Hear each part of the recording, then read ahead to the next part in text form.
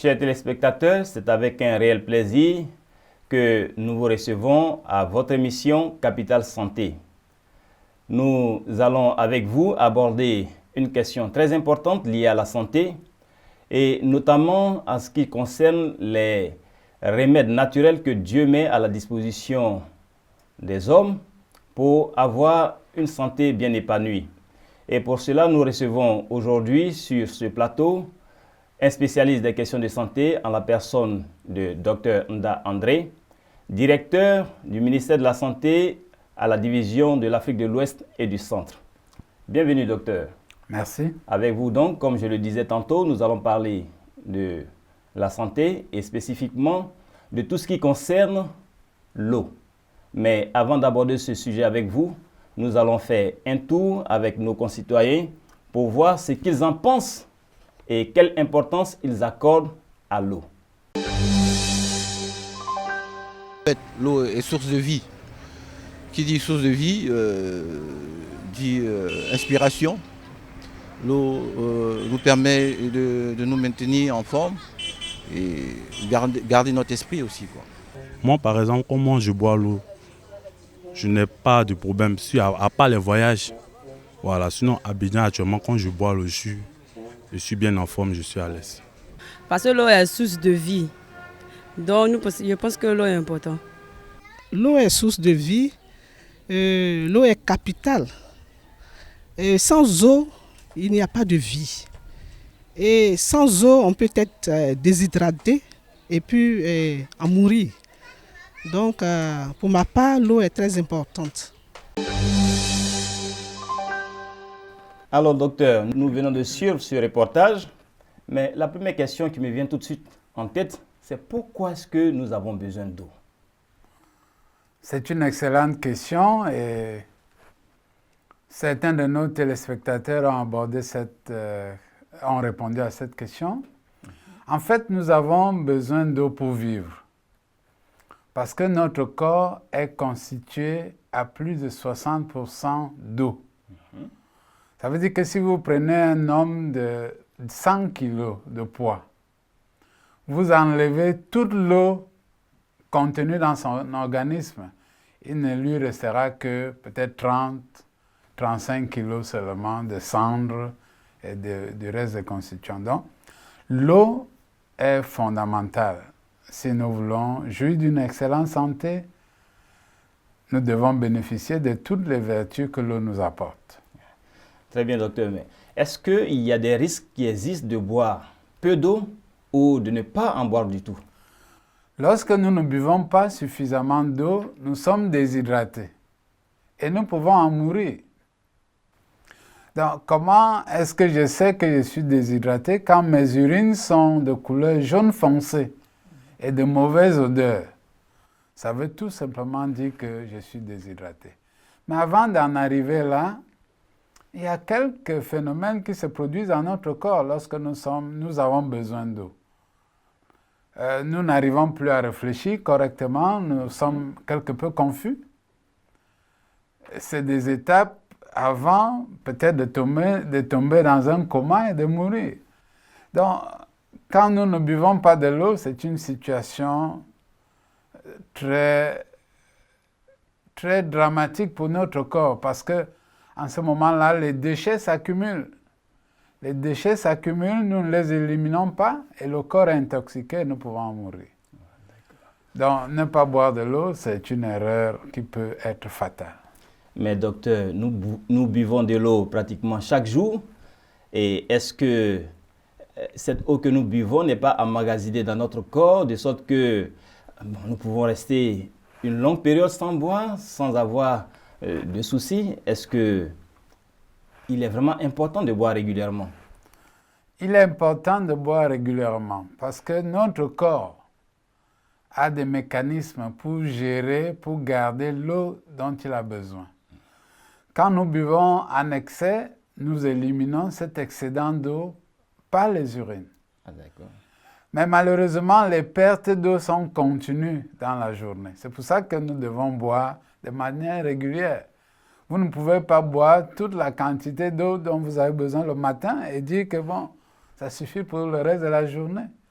Le corps va éliminer l'excédent d'eau, mais vous allez continuer à en perdre. Ça veut dire qu'il faudra remplacer tout ce que vous perdez tout le long de la journée. D'accord, docteur. Vous avez dit quelque chose tout à l'heure qui m'interpelle. Vous avez dit que le corps perd de l'eau. Mais quel est ce mécanisme-là? Est-ce que vous pouvez nous expliquer un peu comment est-ce que nous arrivons à perdre de l'eau? Nous sommes en train de dialoguer. Pendant que vous parlez, vous perdez de l'eau à travers l'air qui sort de votre bouche. Lorsque vous respirez, vous perdez de l'eau à travers l'air que vous rejetez. Placez-vous devant un miroir et parlez. Vous allez voir que le miroir se couvre d'une buée qui est de l'eau tout simplement en suspension. Nous perdons de l'eau par la sueur, par les urines, par les selles. Et cela se passe tout au long de la journée. Évidemment, les pertes sont plus importantes si nous sommes dans un milieu sec et chaud. Ces pertes sont plus importantes. Donc, tout au long de la journée, nous perdons de l'eau à travers la respiration ou la parole, à travers la sueur, à travers les urines, à travers les selles. J'ai suivi une émission dans laquelle on a montré des personnes qui étaient un peu allergiques à l'eau, mais je voudrais savoir pour le commun des mortels qui, comme vous le dites, sont obligés de boire constamment de l'eau. Alors, en dehors de l'eau, est-ce que nous ne pouvons pas utiliser d'autres boissons comme des sodas, le café, le thé pour compenser cette eau que nous perdons? Ces boissons ne peuvent pas remplacer l'eau. C'est vrai qu'elles contiennent de l'eau. Si nous prenons le café et le thé, ce sont des boissons stimulantes qui peuvent nous rendre malades à force de les consommer. Les sodas, par contre, contiennent beaucoup de sucre et d'autres produits chimiques. La consommation fréquente des sodas peut nous rendre obèses et nous exposer à des maladies comme le diabète. Donc, rien n'est comparable à l'eau par rapport à nos besoins et à notre santé. L'eau n'a pas de substitut. Il faut boire de l'eau. Il faut donc continuer de boire de l'eau parce que c'est... Mais, docteur, cette eau, aujourd'hui, nous voyons un peu partout des sources d'eau. On a des rivières, on a des fleuves, on a des lacs. Il y a de l'eau minérale aussi que nous avons. Il y a une multitude de propositions qui est faite à l'homme. Alors, face à ce panel, quel choix l'homme devait faire pour avoir la meilleure eau possible? Bien, il faut boire de l'eau. Malheureusement, l'eau peut nous rendre malades. Si l'eau que nous buvons n'est pas saine, si elle contient des microbes et des parasites, elle peut nous rendre malades. Vous connaissez des maladies telles que le choléra, qui peuvent être contractées à travers l'eau. Donc, la question de la qualité de l'eau de boisson est une question fondamentale. Mais nous pouvons repartir les eaux qui nous sont proposées en 3 grands groupes. Il y a l'eau purifiée, qui est passée par un processus pour le rendre pur. À ce titre, vous avez l'eau de robinet. Quand vous ouvrez le robinet, l'eau qui coule de votre robinet est passée par plusieurs étapes qui l'ont purifiée. Nous avons l'eau de source que nous trouvons dans des villages, dans certaines zones, qui est de l'eau naturelle, qui sort du sol. Mais nous avons de l'eau minérale, qui est également issue du sol, mais qu'on a mise dans des bouteilles. Voilà les catégories d'eau que nous pouvons trouver. Et à l'intérieur, il y a d'autres types d'eau. De l'eau, par exemple, ionisée, c'est à la mode aujourd'hui. Il y a plusieurs variétés. Mais nous voulons dire que l'eau que nous devons boire doit être de l'eau saine, qui est accessible. Justement. Vous pouvez trouver de l'eau, une bonne eau, dans des zones reculées, par exemple dans des sources d'eau naturelles. L'eau de robinet est une bonne eau à boire aussi, contrairement à ce que l'on veut nous faire comprendre. C'est vrai qu'il y a l'inconvénient de la manière dont elle a été purifiée. L'ajout du chlore peut poser un certain nombre de problèmes. Mais il vous suffit d'acheter un filtre ou de fabriquer vous-même un filtre et de filtrer cette eau de robinet. Elle devient une eau saine à boire. Okay. Donc, ça dépend des moyens dont nous disposons, mais buvons de l'eau. Une eau qui ne peut pas nous rendre malades, c'est tout ce dont nous avons besoin. D'accord. Mais docteur, vous avez parlé de ces différents types d'eau, mais lorsque nous prenons les populations qui vivent dans des zones un peu reculées, où quelquefois ils ont des problèmes d'eau saine, ils sont obligés de prendre de l'eau dans des endroits marécageux pratiquement. Alors, est-ce qu'il n'y a pas de risque que ces personnes-là, ces populations-là courent à boire cette eau qui, ma foi, ne semble pas pure? Il y a effectivement des risques. Mais il y a des méthodes simples que l'on peut utiliser pour rendre l'eau, notre eau de boisson, saine. La première méthode qui est tout à fait simple, c'est filtrer de l'eau à travers des tissus et puis la faire bouillir. L'eau à ébullition pendant 10 minutes est débarrassée de la plupart des germes qui peuvent la rendre nocive à notre santé. Mais il y a une autre méthode tout à fait simple, puisque nous sommes en Afrique, où il y a beaucoup de soleil, que je m'en vais vous démontrer, c'est stériliser de l'eau grâce à la lumière du soleil. Ah, mais là, c'est fantastique. C'est une technologie qui ne coûte pas grand-chose et qui est accessible à tous. Je vais vous démontrer comment ça se passe. Et donc, avec le docteur, nous allons faire une démonstration de purification de l'eau avec des moyens naturels, notamment le soleil. Et donc, nous allons tourner notre regard vers cette table où le docteur va nous faire cette démonstration qui va aider beaucoup de populations à pouvoir purifier de l'eau et avoir de l'eau saine à boire. Docteur, nous sommes à vous. Merci. Il s'agit d'une méthode appelée SO10. C'est une méthode de désinfection de l'eau grâce à la lumière du soleil. À quoi consiste la méthode? Il faut prendre une bouteille transparente, qu'elle soit en verre ou en plastique. L'une des façons de faire, vous avez constaté que nous avons mis des marques au niveau de cette bouteille. Alors, la première façon de procéder est de peindre un côté dans le sens de la longueur, un côté de la bouteille en noir. Et de déposer cette bouteille avec la partie transparente face aux rayons du soleil. Vous laissez cette bouteille d'eau au soleil pendant 6 heures de temps. Et vous pouvez boire de cette eau sans problème. Évidemment, si l'eau est boueuse, il faudrait la filtrer à travers un tissu et la mettre avant de remplir cette bouteille de cette eau. Une autre façon, beaucoup plus simple, c'est d'utiliser un plan noir. Ça peut être un tissu que vous posez au-dessus de votre toit et un tissu noir. Remarquez que tout à l'heure, nous avons parlé de la peinture noire. Justement. Et nous parlons du tissu noir.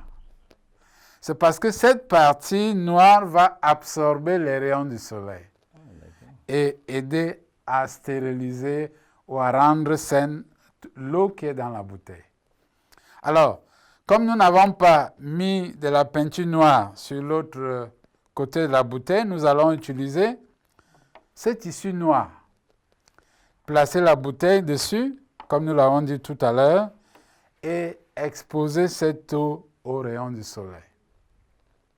Après 6 heures d'une journée ensoleillée, vous avez une eau que vous pouvez boire sans danger. Voilà, chers amis téléspectateurs, une méthode très simple que vous pouvez utiliser dans votre champ, au village, partout, pour avoir une eau qui ne va pas vous rendre malade.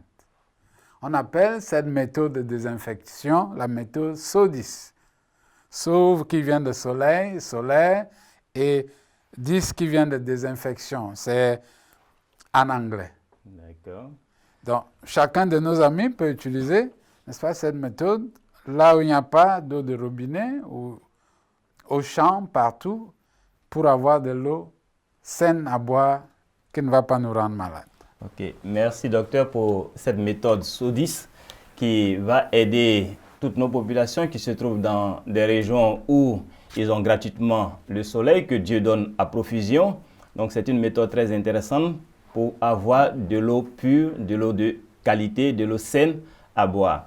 Mais docteur, il y a un point également que je voudrais que nous puissions aborder. Oui. On a parlé de la perte d'eau.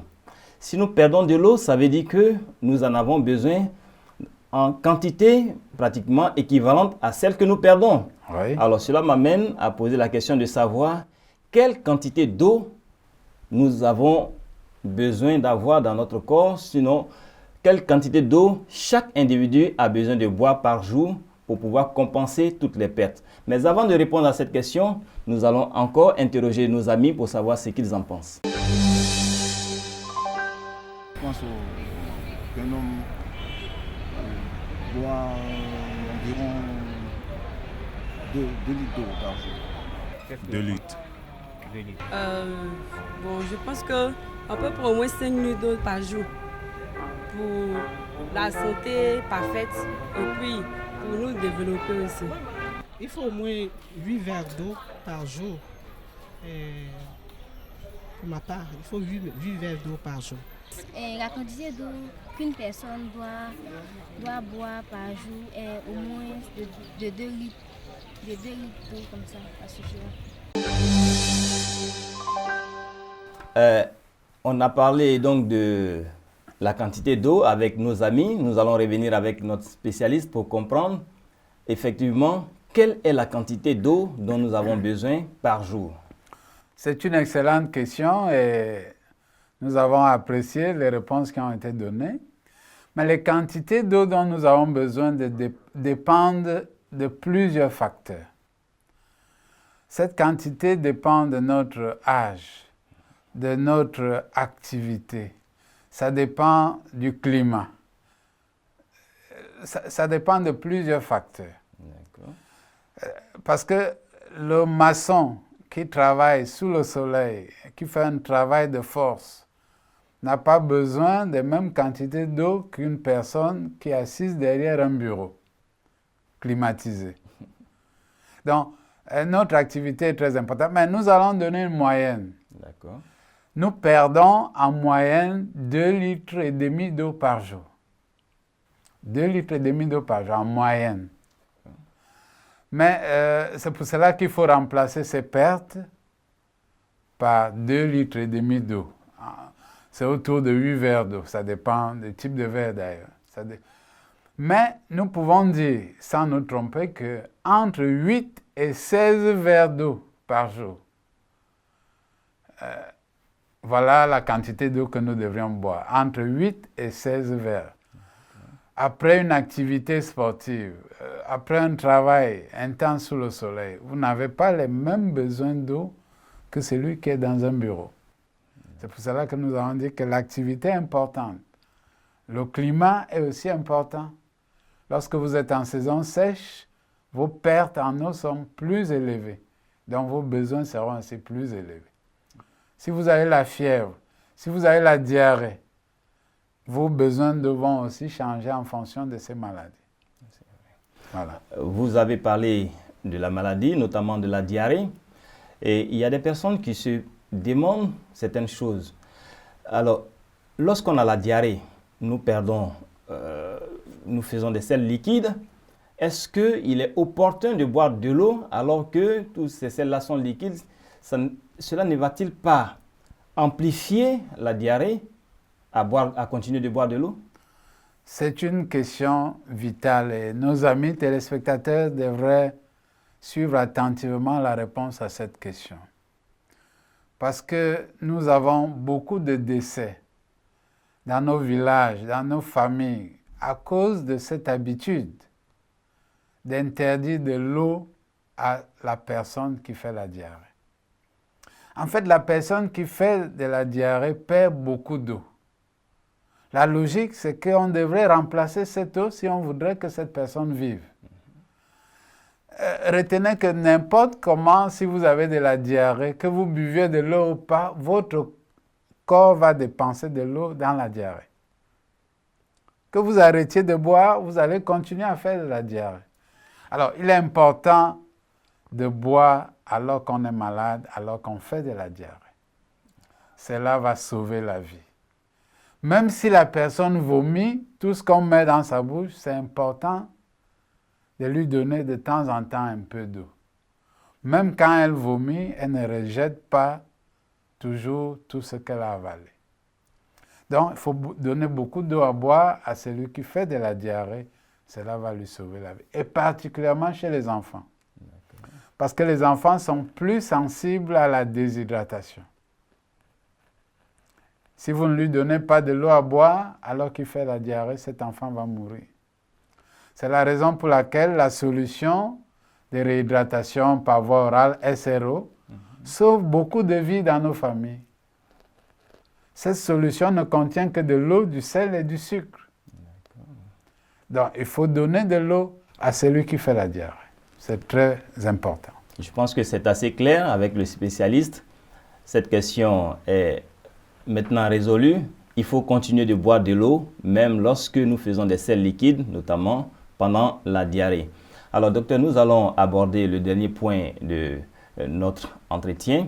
Et ce dernier point concerne le moment spécifique où nous devons boire de l'eau. Quel est le meilleur moment pour boire de l'eau? Nous allons encore interroger nos amis pour savoir à quel moment il est opportun de boire de l'eau. Chaque jour, il faut prendre au moins 2 verres d'eau à jeun pour pouvoir évacuer tous les toxiques qui sont dans le corps. Il ne faut pas boire en mangeant. Il faut boire avant les repas, au moins 1 heure avant les repas. Et il ne faut pas boire en mangeant. Et ce n'est pas bien pour la digestion. Voilà. Quand une personne se lève le matin, il faut boire un peu d'eau. Ensuite, avant le repas, il faut boire un peu d'eau. Alors, docteur, nous avons entendu nos amis et les réponses sont un peu variées. Vous, en tant que spécialiste, est-ce que vous pouvez nous recadrer sur le meilleur moment de boire de l'eau? Beaucoup de bonnes choses ont été dites dans l'élément que nous venons de suivre. Oui. Ça veut dire que certains de nos amis sont vraiment bien informés. Il faut boire de l'eau en dehors des repas. C'est l'idéal et c'est ce que nous recommandons. Et comme l'a dit l'une des personnes interrogées, au réveil, le matin, à jeun, le souhait, c'est que nous puissions boire en ce moment-là 2 verres d'eau au réveil. Et ensuite, entre le petit déjeuner et le déjeuner, nous devrions boire de l'eau, 2 verres d'eau. Entre le déjeuner et le souper ou le dîner le soir, 2 autres verres d'eau, ainsi de suite. Donc, l'idéal est de boire de l'eau en dehors des heures de repas. Et quand vous avez mangé, il faut boire 2 heures après le repas. Parce que le phénomène qui se produit dans notre corps, c'est que lorsque nous buvons au cours du repas, nous retardons la digestion. La digestion est prolongée. Au niveau de notre estomac, notre corps doit d'abord absorber de l'eau pour permettre maintenant aux enzymes, à tout ce qui contribue à la digestion, de venir maintenant travailler sur la nourriture que nous avons mangée. C'est pour cela que lorsque vous buvez en même temps que vous mangez, la digestion est beaucoup plus prolongée. Parce que cette eau gêne la digestion. Et la situation est beaucoup plus grave si cette eau est glacée.